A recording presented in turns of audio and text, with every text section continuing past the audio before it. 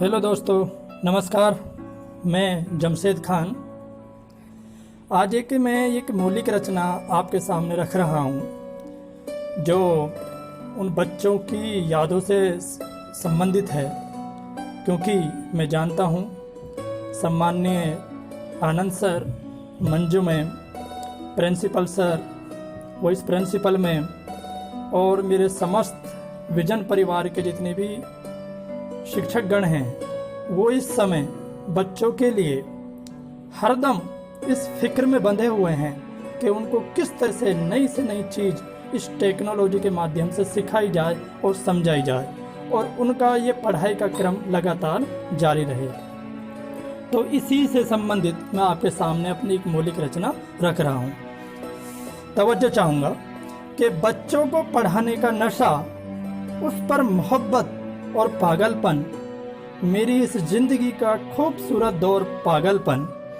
मेरे यार दोस्त कहते हैं तुम ये करते करते बोर नहीं होते, मगर मन फिर भी कहता है करूं कुछ और पागलपन।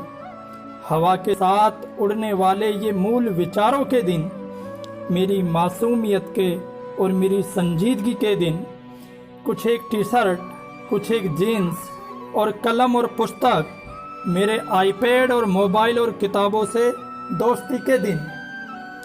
इन दोस्ती के दिनों में अजब सी एक खुशबू फिर भी घर में साथ रहती है। अजब सी एक खुशबू फिर भी घर में साथ रहती है।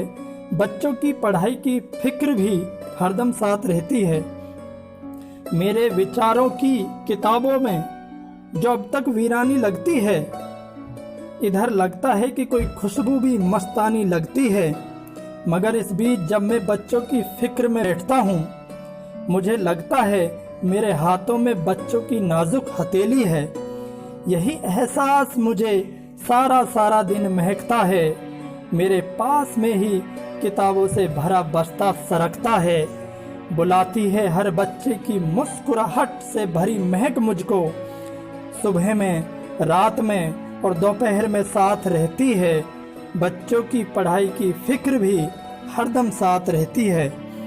समय जब भागता है, रात गहरी होने लगती है।